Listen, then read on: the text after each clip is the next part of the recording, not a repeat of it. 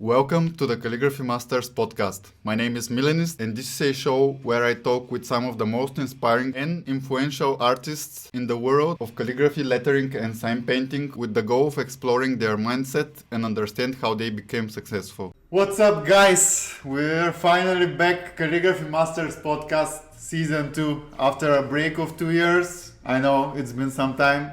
Most of you know what's been the last 2 years. I guess it's been a bad time for all of us. I didn't want to put this podcast on hold, but naturally it happened, and we're bringing it back today. And my first guest it's someone super cool, someone super special, a friend of mine. I consider him a friend, even though this is the first time we met in person. This is Max from Lettering Daily. So, hello. Hi, bro. Super nice to finally meet you. Likewise. And Max, to be honest, guys, Max was a bit worried, as a lot of the guests are actually worried, because most people are not used to camera and microphone, but we're gonna go chill. It's nothing special. Yeah. This is season 2, episode 1, just to remind you, the idea of this podcast is to talk about the journey in calligraphy of the different people. What is different and more special about Max is that we're similar in so many ways. I've made Calligraphy Masters, he made Lettering Daily, but that's not the only thing. Today, before we came here to record, we actually noticed that I've been a bartender, he's been a waiter. Yeah. We both lived in Denmark, and I don't know, so many similarities. And bro, do you remember when did your love for calligraphy or lettering in general starting? Yeah. When did it start? For example, I've had love for letters through all my life, but when I was 23, I discovered actually calligraphy, and I knew that, this is the thing. But through all my life, I've been involved with letters in one or different way. So yeah. Well, for me, it was a bit maybe different. It wasn't calligraphy immediately. I kind of started with graffiti. Yeah. Yeah, it was back in, I think, 2010, 2011. So almost 10 years or more than 10 years. And I started with graffiti and some friends from my city, from Zagreb. And I just got into graffiti, and I was doing that for about 5-6 years up until I came to Denmark. Okay. I came to Denmark, it was I think 2015, and I just kept doing it. It was like a purely passion hobby, so no Instagram, no promoting, no just like passion drawing at home, just for myself. And how I got into calligraphy. Did you know what was calligraphy? Because no, I did. I discovered calligraphy 2013 with the video of TS1. So I didn't even know what calligraphy, the word. Yeah. I didn't know that existed. Yeah, I did know what it was. I kind of had a vague idea of what it was, but not really at the same level that I know what it is now. Of course. So the story, it's I'm trying to remember the whole timeline, because it's very a lot of things happened in the last 5 years, so it's kind of muddy, and I'm trying to make sense of the whole timeline. And actually, ever since we said that we're gonna make a podcast, I've been kind of running my my thoughts about how I'm gonna explain this thing on camera. Yeah. Come on, man. It's okay. I want to make something. I try to explain this to all my guests. Some of them are more natural it goes, but the thing is, just because there is camera, this is not. No, I know. This should be just us talking, bro. I'm curious about how your journey went. Just have to forget that it's here. I know. I haven't recorded a podcast for a long time as well, so I'm not as stressed, but I know how you feel. So just relax, man. Yeah. I can kick the camera, if it bothers you. If it bothers you. So I think I was in the right place at the right time, and I had the right people around me that kind of kick-started the whole journey. So I was, as I said, I was doing a lot of graffiti, mostly sketching at that point, because in Denmark, it's a new environment. You don't know the places where you can go, and you don't have really the people who you can go with. And just going along to paint walls, it wasn't that exciting. It was always kind of a community thing, with friends and stuff. And at that time I met my ex-roommate, which is a really good friend of mine, Emmanuel. And he was a graphic designer at the time. And, he saw the things that I did. We became roommates. and him as a graphic designer and also this kind of business mentality. The first thing that he told me was like, oh man, you should make money out of it. You should kind of start charging, you should start like sharing this thing online and make money out of it. And for me, the concept of making money by drawing letters was completely nuts. That's so crazy. What is this? It was, I mean, I knew that people do it, but at the time I was 5-6 years of experience, and I didn't really put any effort into it. It's just like to have something to pass the time, to more have like fun. hobby. Yeah, it's like a hobby, and he kept convincing me, and also my girlfriend Mary that you met, she also was like, oh yeah, you should share it on Instagram, you should do it. And the whole social media thing for me was, I had obviously like Facebook and Instagram and all this stuff, but I didn't really like sharing my personal stuff in life. So for me, coming out and sharing my work was very difficult and very kind of unusual, Yeah. But I tried it, I did it. I shared maybe 2-3 things. There's some like really shitty pieces. And I think it was on the 3rd or the 4th one that I shared. I got a DM on my Instagram account, on my personal, the Maximus thing. Yeah. And this guy asked me like, how much would I charge for a piece? And I was like, whoa, like, what? And I was like, like I got this rush and like this nervous excitement. feeling. And I didn't know what to say, like for me it was like so weird. I didn't know what to say. And I remember Emmanuel saying that my roommate, the graphic designer that got me into the whole thing, he was like, oh, charge him $100, I'm like, what, $100? That's like insane, like that's such a high amount, I could never do that. And he was like, yeah, don't do it for less, do $100. And I write to the guy, I said $100, and the guy disappeared, never replied. And I was like, well, okay, that kind of sucked, But the idea was, someone showed interest for something that I did, so like I could make money off of it, What year was this?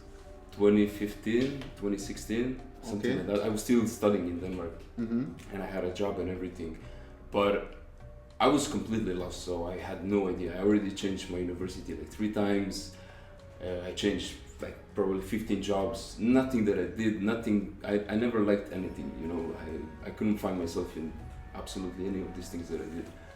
And this was the only thing that I really kind of saw myself doing. Like there was this kind of like motivational video on Facebook, those kind of like inspirational videos.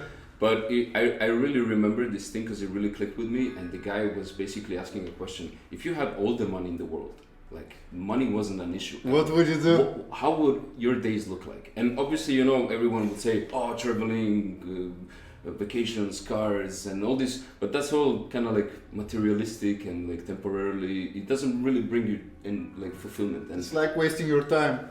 This question really stuck with me, and I really kept thinking about how would my days look like, and I really tried to imagine myself like, money is not a problem. You have infinite amounts of money. You can do whatever you want.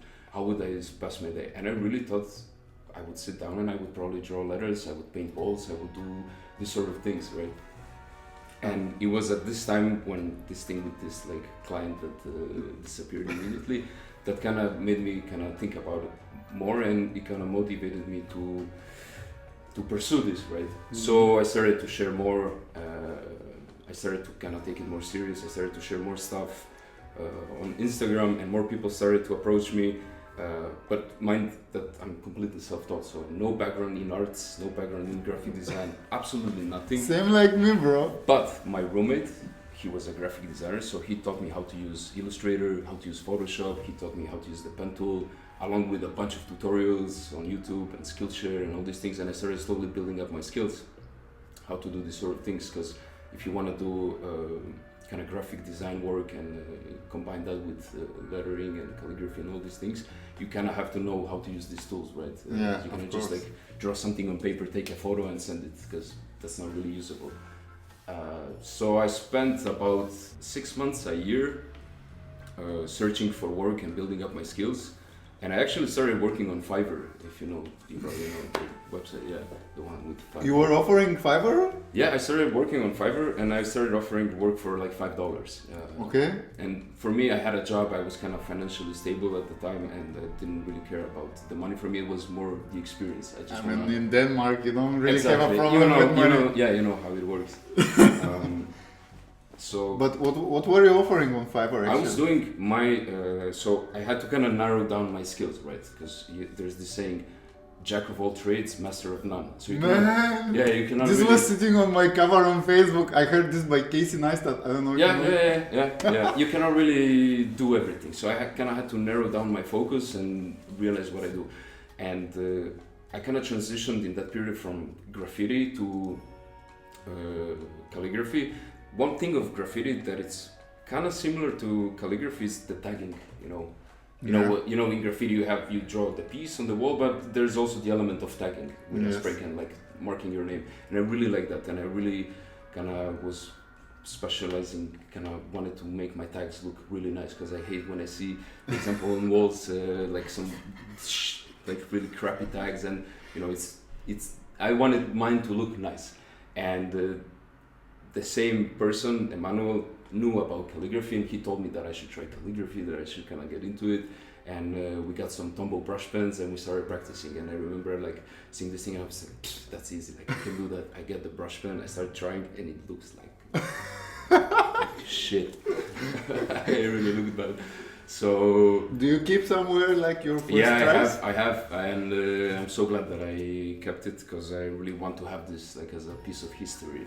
Man, I have my first tries as dude. If you see my first works, I'll show you actually. For everyone, it's like bro, that. Yeah. Bro. But I don't know. I've seen some people first try out. Of course, it's not good, but at least it looks like something. And mine, bro. Seriously, after the episode, I'll show you mine if I don't forget. Mine looks like. Yeah, but it's the same for me. It's unrecognizable to what it is today.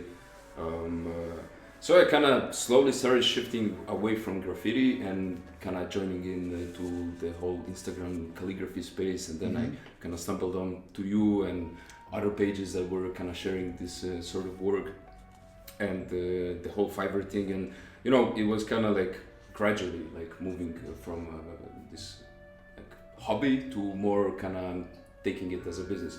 And as I said, it took about 6 months to a year before I actually got my first paid job on Fiverr for $5. And I remember I was at uni in Holborn. But what were you offering actually on Fiverr? Writing names or what? Sorry, I forgot to say. I was offering logo design. So my specialty was doing brush calligraphy logo designs. You mean logotype? Logotypes, exactly, yeah, sorry. My specialty that I wanted to focus on was, because that was the only thing that I could actually do, like black letter and all the broad edge styles and lettering that came way after. So I kind of narrowed down my focus to one single thing, and that was like brush calligraphy and doing logotypes like that.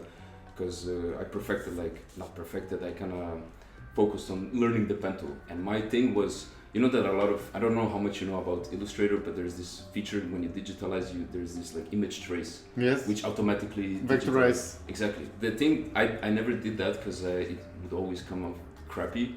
I wanted to do it manually with the pen tool, and that's like much more time consuming, but you have much more control of how the overall piece comes out, right? But if you use this image trace, you can clean it up. You can still like fix it after this. And I did that. The thing is that once you start cleaning up, you realize that you spend kind of the same amount of time. Really? And it's kind of easier. Yeah, because depends how I'm a perfectionist, I guess, by nature. So I if it's not the way I want it, I don't want to do it at all. Okay. Maybe we can touch base on that later on. Sure. It's like a different struggle.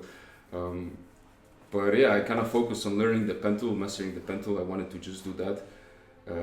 So yeah, it was about a year before I got my paid work. And I remember I was at uni and this person ordered a gig, because that's how it on Fiverr works. People order gigs. You offer gigs, people order a gig. I remember I was at uni, I got the first gig for some like really crappy design work for $5. I just closed my laptop, I ran home, and I worked on that project for about 10 hours. And it was so bad because the client was so unsatisfied with what I did. We were going back and forward. At the end, she said that she didn't like it, and I was really sad about it. But she said because all the effort that I put, she paid me anyways the $5. I was so happy. I was like, yes, I did it. I'm a pro now. I can do it. And that really kickstarted. And after that came another one and another one, all successful, thank God. And gradually, the next year and a half, I went from $5 to $50 to 10 to 15 to 20, 30, 50. All the way to, you know, like 200, 300, 500. Really? Yeah, I started within the next year. I turned this whole thing into a full-time business.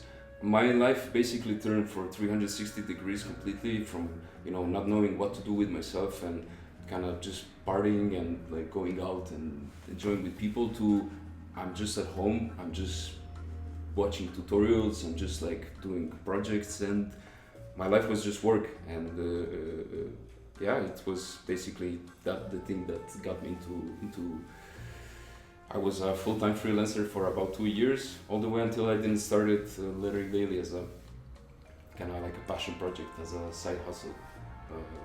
And that's like a different story. Yeah, we're gonna speak about this, but I'm just curious, like... That's my entry into the whole letters, calligraphy. Yeah. calligraphy. Then But once I started making money, I started learning much more about calligraphy and you know, design, and I was really into this whole universe. It just kind of absorbed me, you know, and it consumed me. It was the only thing I could think about and the only thing I could feel like doing. If I wasn't working at home, I would feel like I'm wasting time, you know. I know this very well, man. Very interesting and very exciting. It's like a drug, but it was very unhealthy, like unsustainable, you know. I know. You cannot do that forever, and sooner or later you would burn out. But do you remember when you like started like getting involved with calligraphy? Was there a particular style or script that you Brush lettering. Brush lettering? Maybe, I don't know if you know, I don't know if I can pronounce his channel very well, Stefan Bradbury. He did like this like brush calligraphy tutorials on YouTube, and he's a designer kind of specializing in calligraphy. He was doing a lot of these tutorials on YouTube on how to do brush lettering and various like... Let me yeah, you can check just it out. check. He's quite big on YouTube. He has a few 100,000 subscribers. Because I never... Right now he's not active anymore. I don't know what's up with him, but he was one of the first people who... S-T-E, Ste Bradbury. Ste? No, E. Maybe I can type it. Yeah? Yeah, this guy. Okay. Oh, I'm even subscribed to him. Yeah. What? Maybe because he used to be way more active back in the days. You know, like he was doing this sort of things, and I was like... Dude, I might have subscribed to this guy because of you. I don't know, maybe we've talked about him or something. Could be. But, But he's, you know, mostly design stuff, but teaching also kind of calligraphy. He got me into... and my roommate, obviously, that kind of convinced me to try brush calligraphy. What brush pens did you start with? Tombow, he was the first one. Tombow is the regular one? The Tombow dual brush pen, the most popular one that a lot of people start with. Yeah, that they use for your favorite modern calligraphy.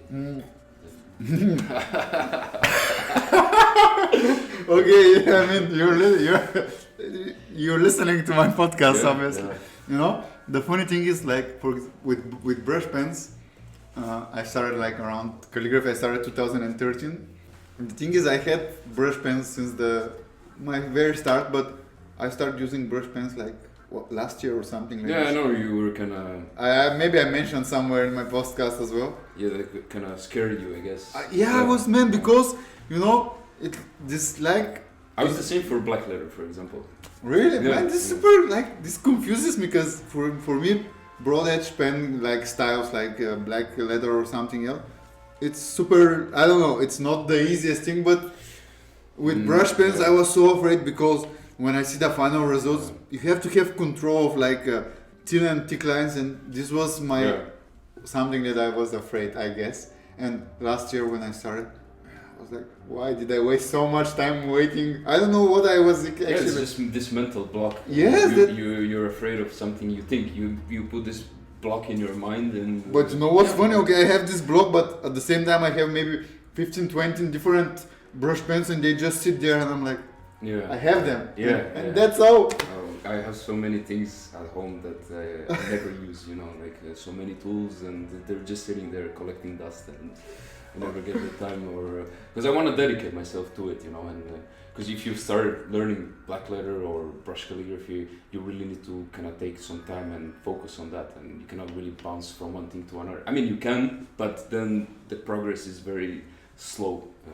I had this thing in Denmark. I was buying just sketchbooks, bro. Like nice sketchbooks, and I was like putting them. I was never writing with them because I was like, this is such a good. I don't want. I felt like my calligraphy is not good, and I didn't want to waste the paper. And at one point, I had like such stack of sketchbooks, and I was like, man, just same. Just leave it. Just start doing stuff. Same. I bought in Barcelona. I found this like really cool art shop where they sell handmade papers. And it's like cotton made and with like different flowers inside, and it's like beautiful, and they're kind of expensive, and I bought a bunch of them, like 5-6 pieces, and they're still same thing at home waiting in the closet on the shelf, and I'm like, I don't know what to do with it, you know, because it's not like with regular paper where you like screw something up, you just like throw it away and start again. With this, there's no going back, you know. You know, that's funny because few weeks ago, like a friend of mine here in Sofia, he gave me a gift. Apparently some girl gave him a gift, a sketchbook which she bought in the Louvre in Paris. Okay. And it was a handmade paper, super nice sketchbook. And because usually when I have sketchbooks, I just do a mess inside them. I've seen sketchbooks of Tiuswan and other people, their sketchbooks are super cool, man. And when I got the sketchbook, I wrote Tiuswan, I was like, bro, I made some pictures, like, please, how to use the sketchbook? Do I have to write on each page, or like do I have to leave an empty page, blah blah blah? And he explained, well, it looks like a good paper. You can write on all pages. And I was like, this is gonna be my first sketchbook, which is gonna be like a proper sketchbook, like an artist sketchbook. And I started writing in. I started with a brush pen. I made some pieces, all good. Then I get my straight pen holder with a broad edge pen. I dip in the ink. I start writing. And start going through the pages. Yeah, it wasn't good paper. I was like, what? Yeah. Man, I was so disappointed. You have to get the right combination of nibs, ink and paper. I know, but this is funny because they sell this. I cannot be sure if they sold this at Louvre. Maybe she just told him. I don't know, man. I got confused. A shop called the Louvre. Because the paper looks good, man. It's a handmade paper, but it's such a bad quality. It's not maybe suitable for this type of tool. Maybe it's suitable for a different type of ink. It really depends. You have to ask Paul for it. Yeah, Paul, man. For sure. Ask Paul for everything. But yeah, like, so you started with brush pens. Like, did you have? I mean, I'm not sure if you had at that point, but do you have a favorite brush pen? Like, what's your favorite brush pen? Favorite brush pen? Because my favorite brush pen, like I've tried probably like 10-15 brush pens so far, and my favorite is the very first one, which I was the most afraid of, is the Tombow pocket one with the. You mean check this out. Yeah, that's the Fudunosuke. But not this one, because I think this is the hard one. The other one, the soft one. Tip, Man, this is my. Yeah, this is one of the things that I actually recommend. Just took it out of my pocket. Yeah, you're ready. Because you're ready on the spot. When I ship products, I write with this one. Yeah. This one is great. It's cheap, it's durable, and it's very. It's very good. I like the other one, which is the soft one. The soft one, yeah. I mean, this is still usable, but there is some difference. Yeah. So, what's your favorite brush? Well, I think this one, the bigger Tombow, that's the one that I started with. The Ecoline is great because it has like this really juicy ink flow. Ecoline has a problem actually. I mean, if you use it on a grainy paper, it gets destroyed. Every brush pen is like that. Every brush pen, yeah, it is. No. Sooner or later, every brush pen is gonna start fraying if you don't use proper paper for it. No, the one I spoke with Paul, even the guys that sell. What was this? What was the brand, man? Which one? Pentel. I made a review of it. Artisa. Karin brush pens. They guarantee that the brush is not gonna be destroyed. It frays. I have Karen. They sent me actually a package, and it frays. Same thing. Really? It's the same. It's a spongy. It's not felt. It's I cannot remember the term for the material. What is it made of? But it frays. If you It gets destroyed as well. every paper, if you don't use Guys, Karen, if you're watching or if you're listening, why did you lie to me? they are.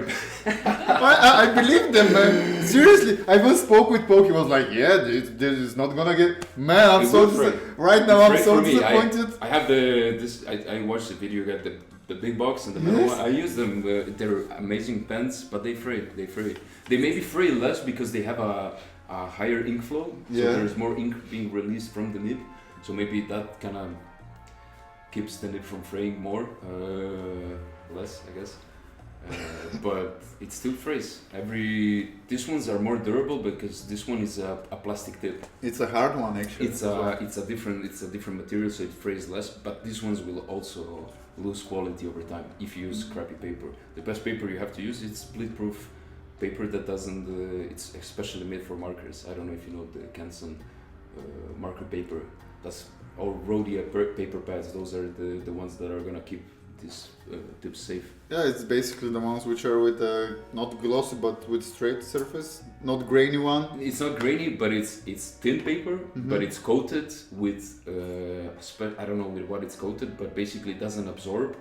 Because paper, it may feel smooth to the touch, but it has these paper fibers that slowly tear they destroy the tip of the brush pen. So although it might feel smooth to the touch, it's gonna be ruined over time.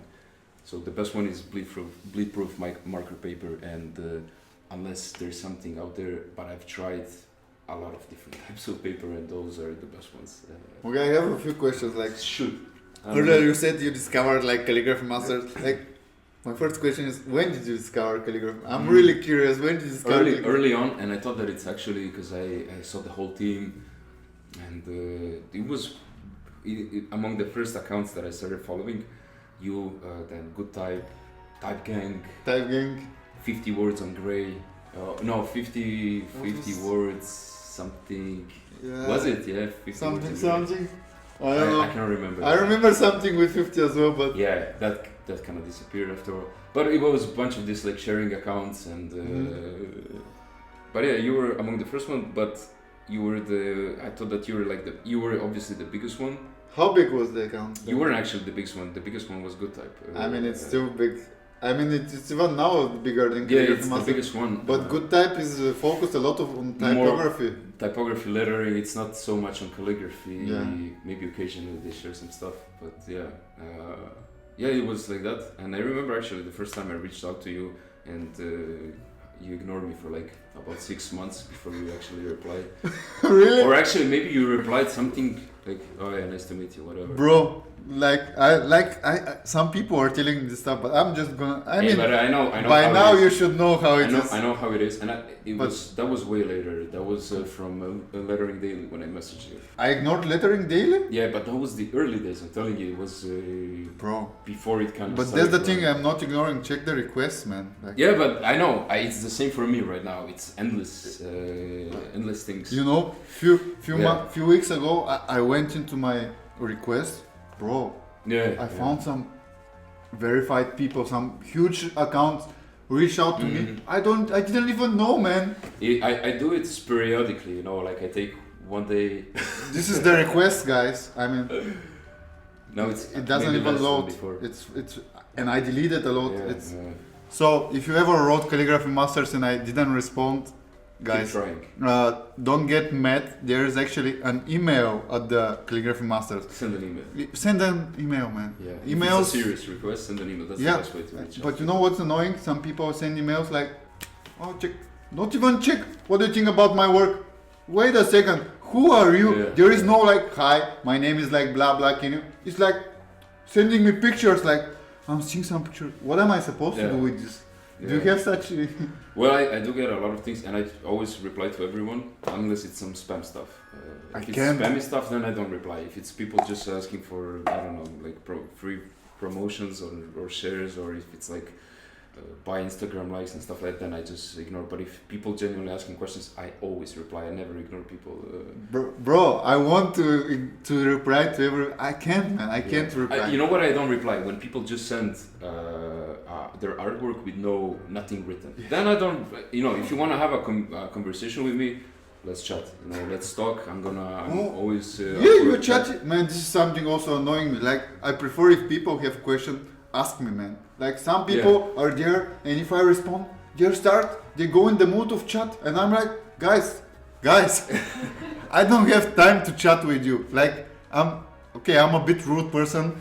I'm not like a regular normal person. I'm a bit strange, and the thing is, I'm super busy. I don't want to say just like something, but I don't have time to chat. Even if I had time, I'm not gonna chat with people I don't know. By now, most of you listening my podcast, you should know a bit more about me. But if you never know, maybe you meet some cool person, But still, man, I'm not like there goes so much time me wasting on my phone. I really don't want to chat with anyone. So often I just record audio messages because at one point my thumbs, man. They're getting numb, man. I was like, I cannot type. I use my different thing. Like, this is how much time I spend. That's why I use the laptop, computer. This is so this is so weird, bro. Like, I know. It's time consuming, but it's worth it because sometimes you really meet really cool people, and some of them I really ended up meeting in person. For example, not just you, but other people as well. You end up working together and do some stuff.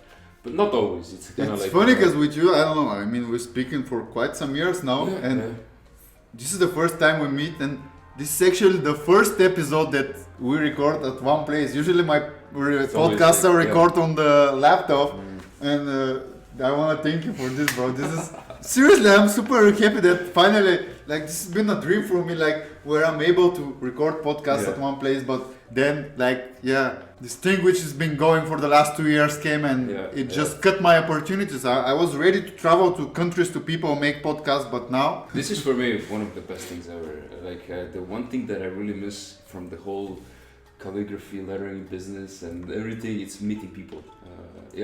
And jamming live on camera. What is this? Ukulele? This is such a cute... It's a guitar for Jujeta. Or Hawaiian chill people. Ilan was... It's ukulele, it's... Ilan put something with a small guitar. Legit thing. I think it has some special name. If you know how to use it. Yeah, it's called ukulele. Okay, let's in this beginning, when you were discovering like Calligraphy Masters other accounts, did you have some artists or people, calligraphy or lettering artists, which you really liked a lot their work and you were inspired by them? Of course, a lot, but... Drop like 3 or 5 names, something like that comes first to your mind. Because when I started Calligraphy Masters... Well, one person who really was kind of popular at the time was David Millan. David Millan? Yeah, he was his style was the style that I was trying to kind of imitate, and I was inspired a lot by. His style was, although he kind of shifted now, doing his... really great still, but this is actually something we discussed with the DK in the podcast. Yeah, which is I talked with him also, and he also said that he was also inspired a lot by him. A lot of people are inspired. I mean, he was like one of the biggest people like in the time, and I remember he was the one who was always being shared everywhere, also on Pinterest. Like, he's a lefty, bro. Also, exactly, that was... that's crazy. Yeah. I mean, But he has this design approach to his calligraphy, it's not just like beautiful strokes, it's more about the composition and how the overall piece looks like, it's not just like the precision of each stroke, it's like the overall look of that's something that a lot of designers are kind of... But this just shows that in our days, it's not enough just to be a calligrapher. I mean, well, it depends what you want. Yeah, of course. What's your scope? If it's like a hobby, then do whatever you want. If you want to be a professional calligrapher, if you want to be a professional, want to build an audience and stuff, there are so many things that you have to consider, man. Yeah, yeah, that's true. I agree. Who else? I'm afraid that I'm gonna single out some people, and I don't want to do that. But also, I'm trying to remember. Thank you so much. Yeah, this Bulgarian coffee is so good. Yeah, Bulgarian coffee is the best. It has a really good kick. So who did you remember? David Hero. I don't know if you know him. David Hero? Yeah. Yes, I know. He's like, I don't know if he's a close friend of Milan, but they were doing a collab or two at that time. Yeah. David Hero. Yeah. Jimbo. I don't know if you know Jimbo Bernaus. Jimbo. He's a really, really close friend of mine. And actually visited him recently in Barcelona. Hopefully we're gonna see each other soon. Yeah, he was more at the time. He was also doing some calligraphy, but mostly lettering. And I never. There was a period where I was focused more on calligraphy than lettering, but I never gave up. So I'm still kind of both worlds, you know. Do both hand lettering. You and know, calligraphy. I love lettering as well. Like I think lettering is much more time consuming, bro. Like, I mean, you really have to put a lot of work. Yeah, yeah. Like, I can write a quote in calligraphy. Maybe I can spend like 1-2 hours to make the perfect quote, but in lettering, bro, I have to draw and draw and draw. Like, I think it's much more. Yeah, it is, but it's, I don't know, I'm a huge fan. I love lettering, bro. Yeah. But the thing is, I love this. I think it's a Victorian type of lettering. Like, yeah. People like Martin Schmetzer. Yeah, oh my god, yeah, that's... Kate, this dude, what's Kate? I mean, it's Kate. Wait, what was? Maybe if you show me, I'll know who he is. Wait. But, Kate. Yeah, I don't know him actually. Yeah, He's doing also murals and stuff. I think this kind of lettering is called Victorian type lettering. Vintage. Because some people call lettering all kinds of books. Why do you call this lettering? Well, there is, the lettering is kind of an umbrella term that a lot of people use also for calligraphy, but if you... It's super confusing, man. Yeah. Because I'm in Poland, Tony, you have explained what is calligraphy and what's lettering. Calligraphy is I think if you say hand lettering, then it's a clear distinction, but if you say lettering, then I can see why someone could say also for calligraphy lettering, but... it's two different... calligraphy is when you write the letters. Exactly. It's not about the end result, it's about the process. How you come to the end result.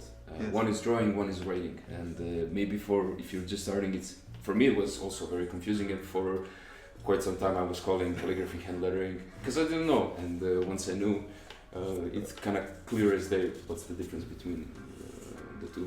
Of course. Yeah. I mean, there were a lot of people at the time that were sharing also like popular, that are still popular today. But mostly at the time was this brush calligraphy that really got me to do the things that I was doing. And then later with Lettering Daily, as I was meeting people and talking to them and doing interviews. Okay, then at what point did you decide about Lettering Daily, and when did it actually start? Because Lettering Daily started summer 2017. 2017, that's like 3 years after CM. Was it? Yeah, Calligraphy Master started 2014, 11th of January. Like actually next month is gonna be 8 years. Yeah. Okay. Yeah, then it is. Then for me it's 5 years? No. Yeah. Is it 4? 17. Yeah, it's 5 years. Which month did you start? It was June, I think. June? Yeah. Summer.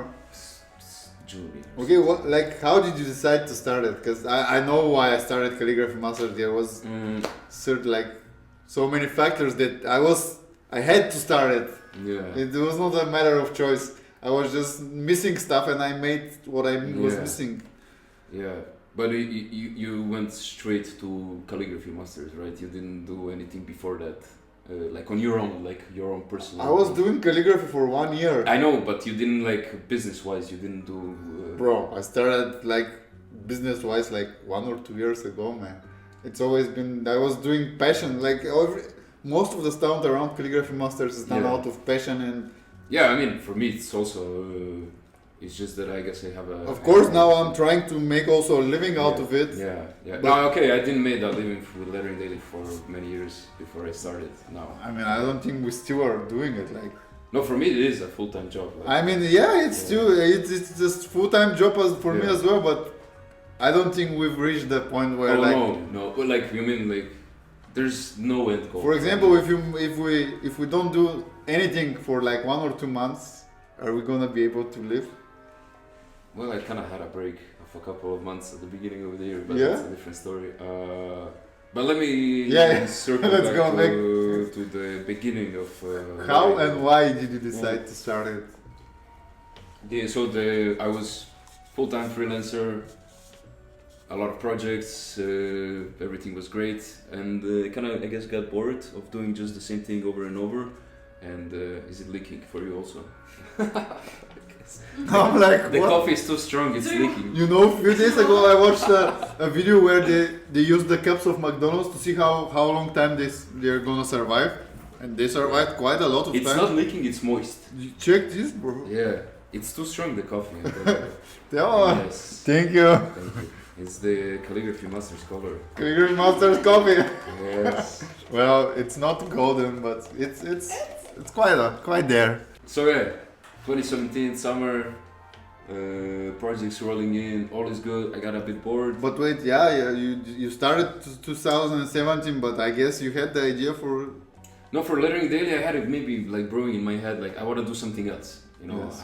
I don't want to just freelance, because freelancing is cool, but I don't know, it wasn't, I guess, for me, like just doing that, you know, just like doing projects and like doing logos, and it kind of feels, I guess, empty, you know, there's no connection, and I want to be more involved, because I don't know, like for me, okay, making a living off of it, it's great, but if there's no community, you kind of feel lonely, you kind of feel like you're on a deserted island on your own and doing your own thing, and you have all the things, but you're alone, and then screw everything if you don't have whom to share it with, you know, you need Yes. someone. So my idea for Lettering Daily, and I still didn't have the name at the time, was to have this like little feed on Instagram where I could like share people's stuff and something similar to you, because that wasn't very innovative, and I wanted to have something that kind of sets me apart from it. Yeah, 'Cause I that's don't want your to own just be one of those Instagram sharing pages and just do that, because that seems also kind of meh. Yeah. You know. So the idea was to launch a website and do interviews with people, and I didn't feel comfortable to do kind of these videos because I'm not It really. takes time, man. It really does. It's way harder than it seems, at least for me. It's for everybody, So- bro. Believe me. Yeah, and exactly for this reason, I thought maybe, you know, if we do like articles, interviews in form of articles, it's gonna be easier. So the idea was like, okay, I'm gonna have the feed, but I'm also gonna have the website and do interviews. And yeah, that's like summer in Denmark on the couch. I'm like registering the Instagram account and like buying a domain, and I'm like thinking for names, and this thing came to my mind. And to be honest, there were like some few accounts called Lettering Daily, but I liked the name so much that I said, I'm sorry, but I'm taking it and it's mine. Like, screw you. Of course, bro. You know, it's funny because when I got Calligraphy Masters, Was there someone called like that? no, like You're original. I started with Calligraphy Master, not Masters, and it was taken. And then I get the domain Calligraphy Masters, but I was not the first person who bought the Really? domain. It was used before. It was also for me. That's why I have a lettering-daily. Because lettering daily, it was already taken. So, both Calligraphy Masters and Lettering Daily before us, you failed. We show you how it's done. Sorry. Sorry, not sorry. Sorry, not sorry. But Yeah, go on. yeah, that's it. That's how we launched it. Then I did a couple of interviews, and it was good. You know, like nothing too extreme.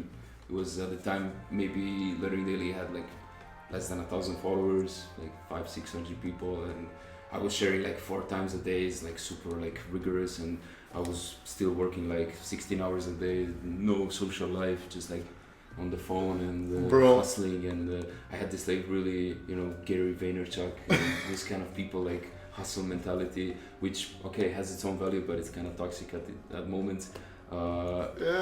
It can be if you don't balance. I know things what you out, mean. know? I know. You know what's the funny thing? Like because you've done like something similar to me, you're one of the very few people that some things I cannot talk with other people about. Yeah. Because they wouldn't know Yeah. how it is. Yeah. And of course I have so many friends, artists, but even if I start speaking up, they won't get it, man. Like you're seriously one of the very few Yeah, people. but we had a similar journey, so it's relatable, and it's I understand that. Same, actually, pretty similar. But yeah, what was I saying? You started posting interviews and stuff. Yeah, there were interviews, low engagement, nothing special, and I really didn't have any expectations because I was still freelancing full time, so I was covered, like financially wise. So I could. This was just like side hustle. Like I'm gonna build it slowly, but with integrity. I don't wanna do like tricks and like buying followers and likes and stuff like that. I didn't wanna do like some shady stuff, and I was okay with that because I didn't have like something pressing me to kind of grow fast, right? So I just like let it grow organically, and we did like I think it was like 5-6 interviews, and it was like somewhere there I connected with an Indian lettering artist called I'm sorry if I'm pronouncing it wrong, Chandan. I cannot remember the last name, and if I would remember I would probably pronounce it incorrectly. But he was one of the first people that asked him to do a tutorial instead of an interview, or it was him that suggested to do a tutorial instead of the interview. And at the time, all the interviews would get around 100, 200 hits in total, like for like visits on the website. We did the tutorial, and he did a very good tutorial on like beginning, like the hand lettering process, like how to start, like sketching, inking, and all these things. Man, it blew up. Like 15 times more traffic came to the website, and then it just clicked to me that people want to learn. They want to learn, and I understood why, because the interviews are kind of like more inspirational, and I also... I don't think, like for me, like I think in interviews you can learn a lot. Yeah, that's what I wanted to say, because my mistake was because I'm a noob, I didn't know any of these things, and I was asking really stupid questions like, how did you get started? What is your favorite tool? And all, these kind of like the questions, it wasn't like something direct, like specific, like that he would reveal some juicy details about his process, it was like very kind of basic questions, and they probably didn't provide much value to people. Yeah. But the interview was direct value, it was like really giving you a lot of value. And it blew up. It went from, I don't know, maybe 200-300 people reading these things to 1,500 in like 2 days, and wow. I realized, okay, people want to learn, so I started pushing tutorials, and like one thing led to another, like it started blowing up, it started growing more and more, and of course I started publishing my own tutorials, I started sharing my own knowledge. At the time was probably not that much, but what I knew of calligraphy and lettering, I was sharing it, and I was doing this like tutorials. I kept doing some interviews, but I kind of neglected that aspect, and I'm kind of sad, and I want to keep doing them still, but I shifted my focus completely to tutorials. And what happened was basically that Lettering Daily started growing so much, and I started monetizing the traffic on the website, that it started going better than the freelancing thing. And the thing is that freelancing is great, but on Lettering Daily I had complete freedom of what I want to do, because when you work with clients, you always have to working with you don't have some creative freedom, and sometimes they give you total creative freedom, but in most cases they always want to tell you what to do and what they like, and it kind of limits you as a creative. You don't really, you have some limits, and here was, I do what I want. I'm completely free, I do whatever I want. So I decided I'm gonna shift my focus completely on Lettering Daily, and I'm gonna stop looking actively for freelance projects. But from time to time, and still today, I do freelance when it's something that I really enjoy doing, and obviously if it's paid properly. Yeah, if it's something that, but not always. I still do free projects from time to time, like for friends, and if it's something that I really enjoy, I'm gonna do it for free. And of course, if it's something you believe in, you do it for the fun of it. But I love your articles, bro. I remember when I like start seeing your articles on the website, I was like, bro, like, yeah, thank you. Just the whole structure and how long I was like, man, I love this. Yeah. I really want to do stuff like this on Calligraphy Masters, but bro, how to do the stuff like this? Yeah. I know some weeks ago I asked you, you sent me some. I have to, after this whole thing, you can ask me a bunch of stuff, and I'm gonna share you. And I also have a bunch of questions for you, so we're gonna exchange. Also, guys, like pieces. before we start recording this podcast, we were speaking that some of you might have the idea that we are something like competitors or something. No. And I told him I never got him or any other community like competitors. Like, I'm doing this out of my passion, he's doing it out of passion. If there's like Calligraphy Masters, Lettering Daily, for me Lettering Daily is not a competitor, it's a ally, it's a friend, you know. Yeah.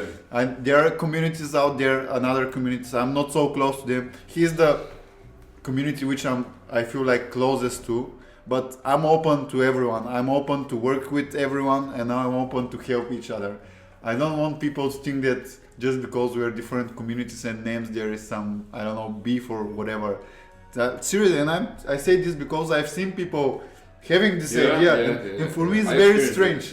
It's very strange. Like, I think it's as I said, there's people who do it out of passion. There are people who do it just for money, and I think those people who are afraid of it are, at least I guess that it's just for the money, and then they're afraid that if you get too much, then there's not gonna be enough for them. You know, this is funny because, of course, I think everybody would love to make money out of what they love. Like, I'm sure me and you, we do what we do out of passion, and seriously, why not make a living out of it? But yes, there are communities. I'm not gonna mention names because I don't want to make any problems. I'm not this guy, even though I'm aggressive and rude, as some of you know. I'm not that bad guy, actually. He is really not.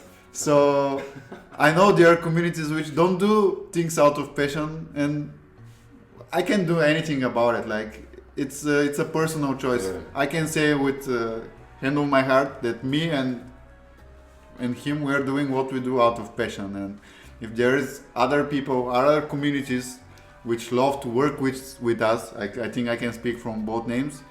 If you're open for collaborations or whatever, that something that we can help each other, we're open to it, guys. Yeah. If you have knowledge that you can share, come do it. If you have questions, if you don't know how to do something, ask us.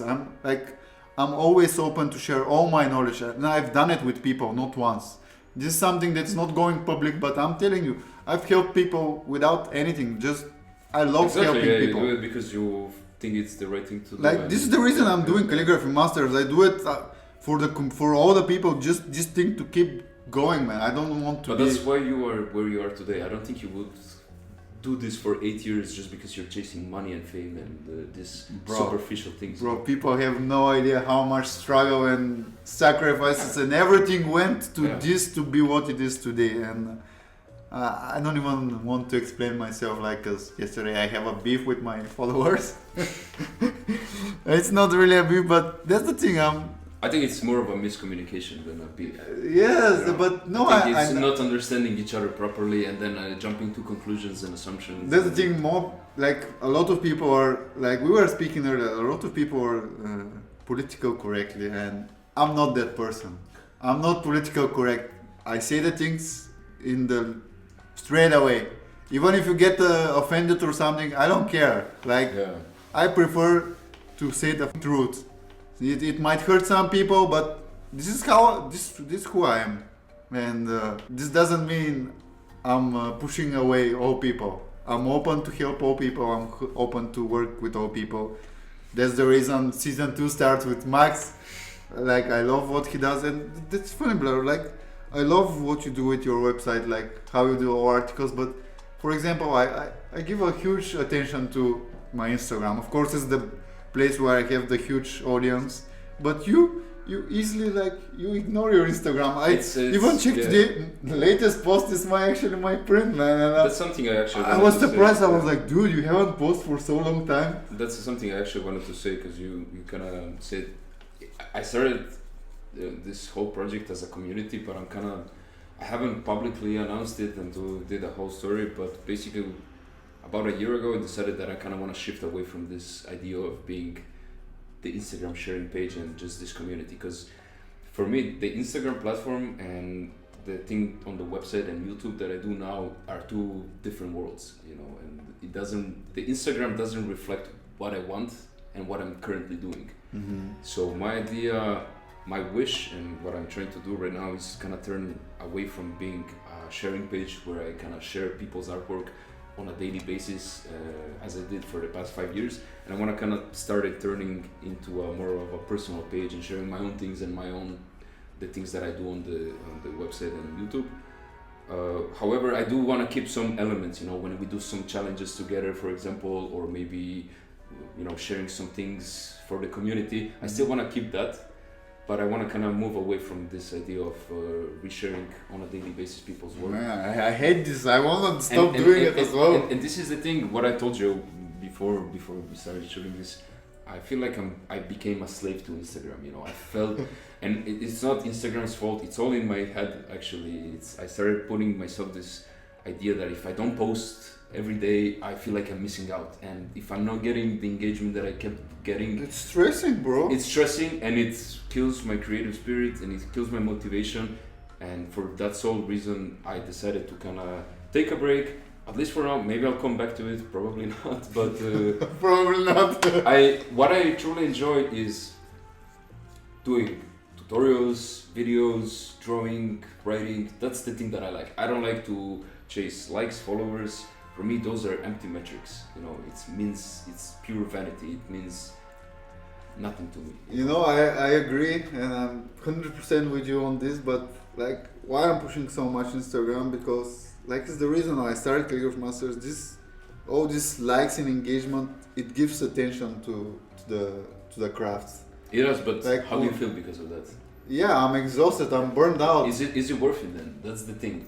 Well, it's not worth it in terms of what I experience in my If it is daily for life. you, by all means. But But for the me, it thing wasn't. is, That's I the see thing. in the long term, a lot of people, it means a lot for them.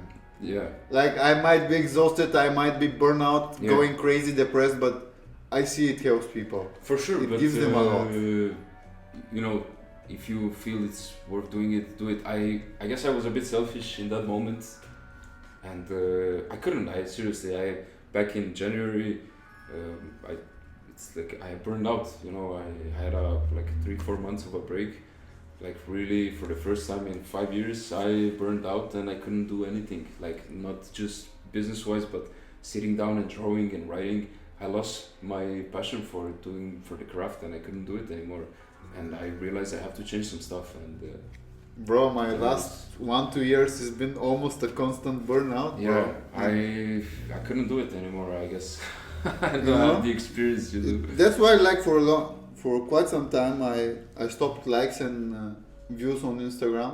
There was this option they released that you hide the likes and. For me, it's been like that for a few years. Can you turn it off? Yes, I don't know, last year or something they released it, and I stopped because I know a lot of people. That was a great thing, at least in my opinion. Yes, it's great, but the thing is, I did it because a lot of people, I can see them, they want to grow, they want to have the likes, they want to have the views. But why? But I don't know, because it feels good, if you're not. But isn't that something empty? Yes, it's empty, but nobody has the idea how much you burn out to reach to this point. And I stopped my views and likes because I want to show the people it's not important that those likes they mean nothing.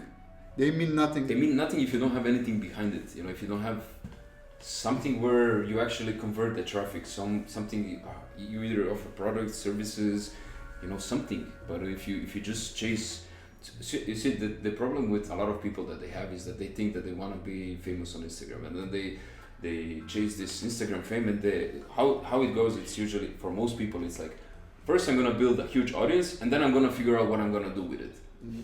But it should be the other way around. First determine what is your goal, and then based on that, build your audience. And it's gonna be so much more sustainable and so much better, right? Yes, of course. At least that's, in my experience, it works much better that way. That's definitely, but I've done it in the everything with But Calligraphy Masters. I've done it in the wrong way. But bro. I'm not talking about you specifically. I'm not talking, actually, you're a different case in this situation. I'm talking about a lot of people that are coming. And I had this period with these direct messages, people coming to me and sending.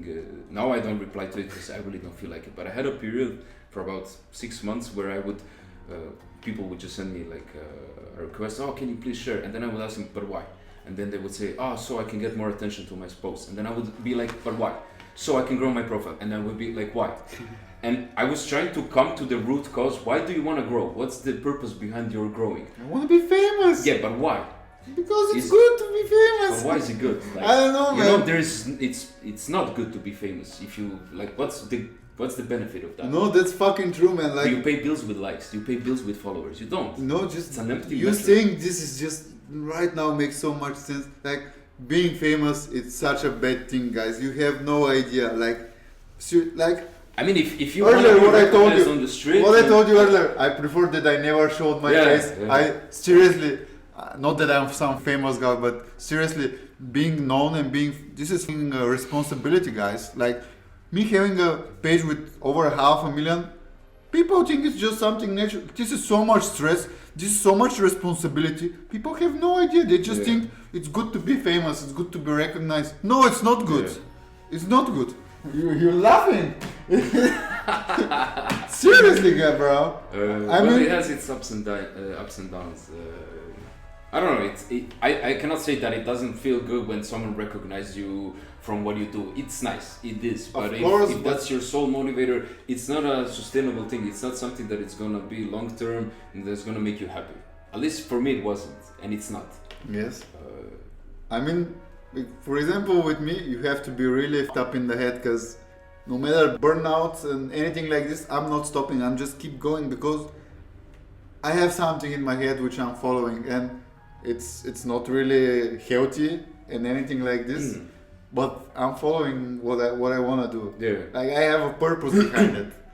But many people, they just want to be famous for the sake of being famous, man. Yeah. Like, a lot of them, they don't even want to put the work to become a proper, like, skilled and like, people don't think that if they all their focus, which is on, oh, I want to be famous. If you put all this focus in practicing and work, you build a skills that they will bring you this famous or whatever, without you willing it. I think that fame and skill are two very different things, and I think that there are a lot of very, very skilled artists that are not famous. Yes. And at the same time, I see maybe not the most skilled artists in terms of their knowledge. They do have obviously a certain level of skills, because it's not like you can stick a pen in your I phone can and tell you, just I've seen scroll people whatever which you want. have terrible skills, man. They do just some ugly shit, and they have such a huge, like, I'm checking this account, I see, like, let's say over 100k followers.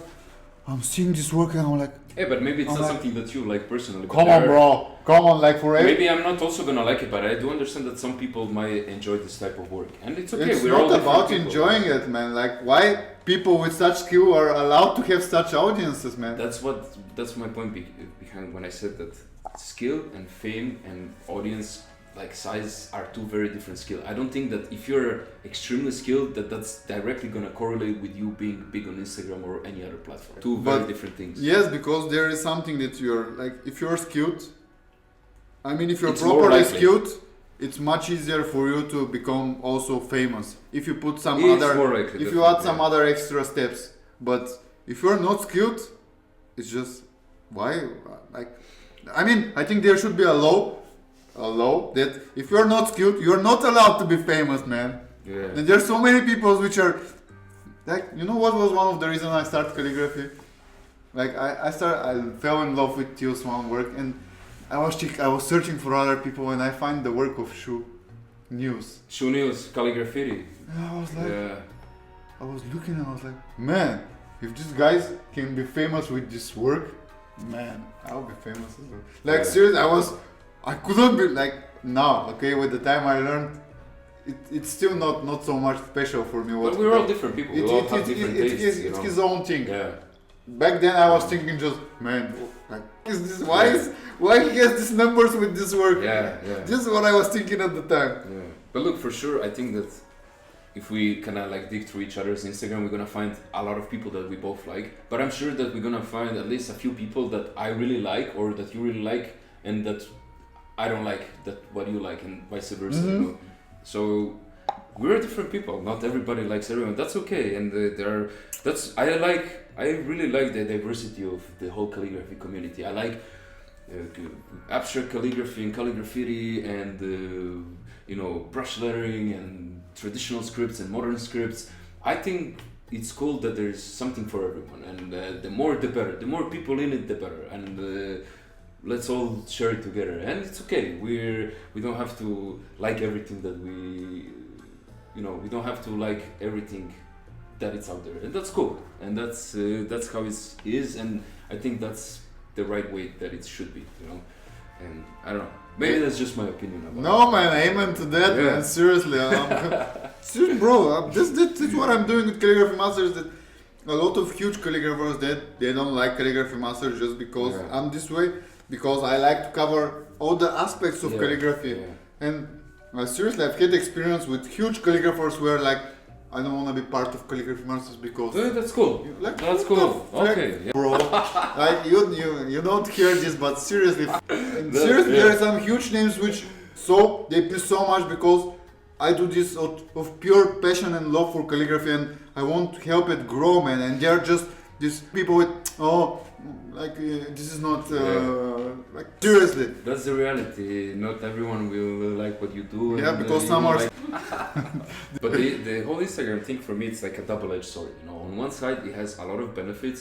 For example, it connects you with people. It allows you to scale your business. You can do a lot of things with it. But on the other hand, it can really drag you down as a creative. It can make you feel miserable. It can make you feel like crap because you don't get the engagement with the things that you were expecting that you would get.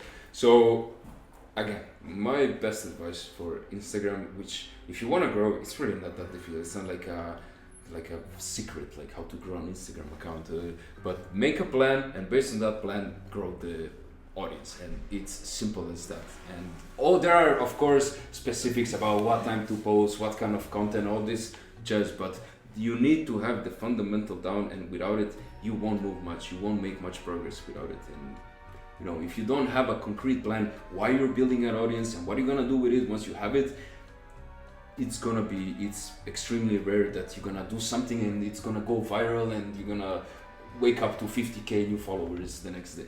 Those things happen extremely rare. It's funny because so far I've never had a plan for I've had some long-term plan, but in general. But you do have you have maybe what some other people like, which is deep passion for the craft. The thing is now 2022 is gonna be the first year when I have a plan for my year and what I want and I think you're gonna grow way more than you, but not just in terms of numbers. I know, and this is I've never been just this planned guy. I know how important it is to plan, but I just never did it, bro.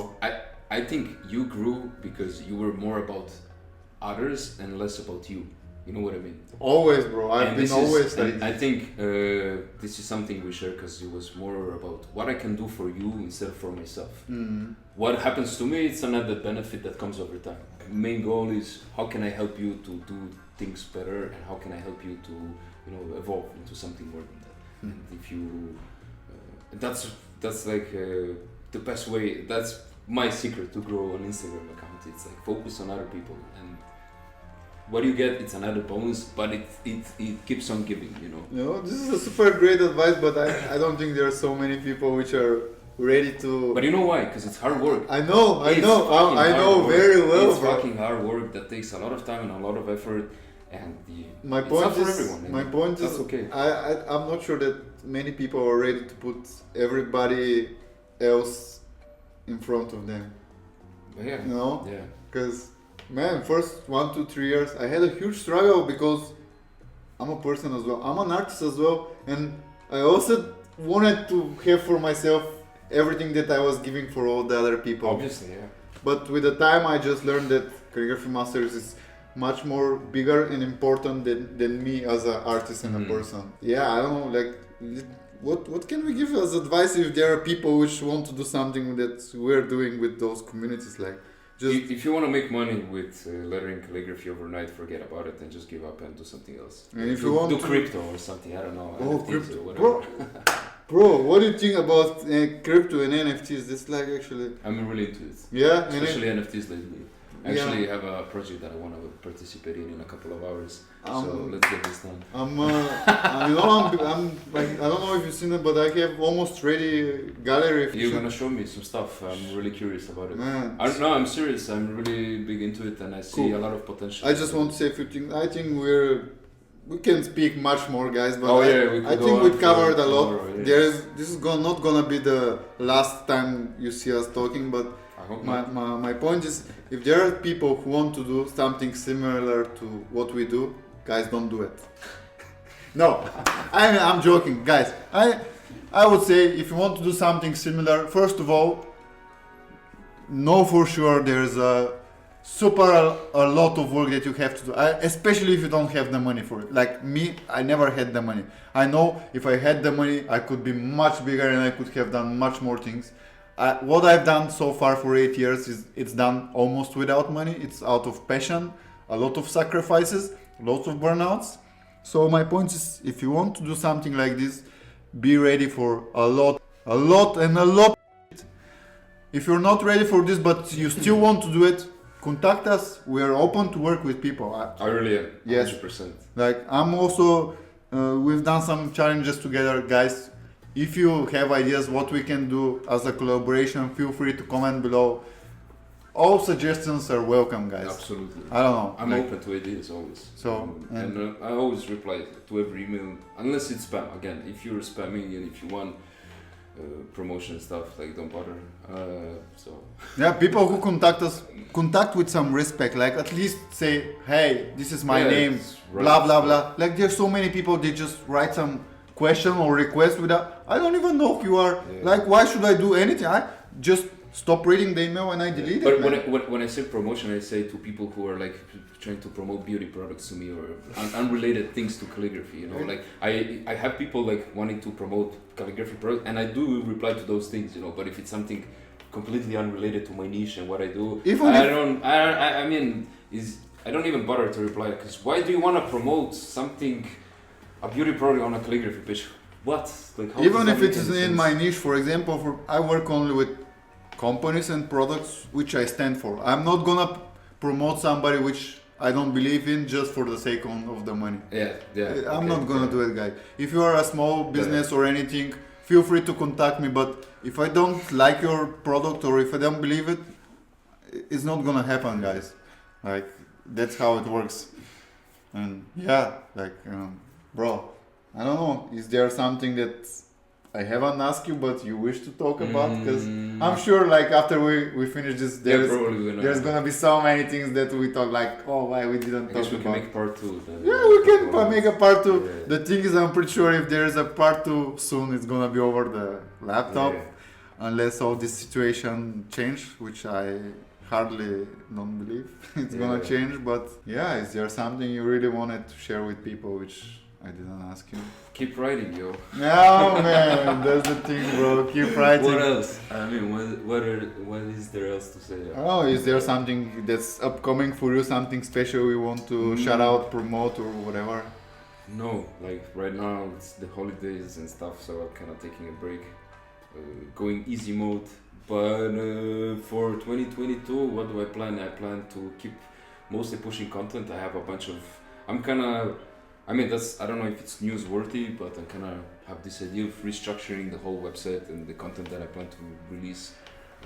And I'm planning to focus much more on YouTube. So I'm gonna need your help to. We're gonna do a lot of collabs on YouTube. It's a whole new world.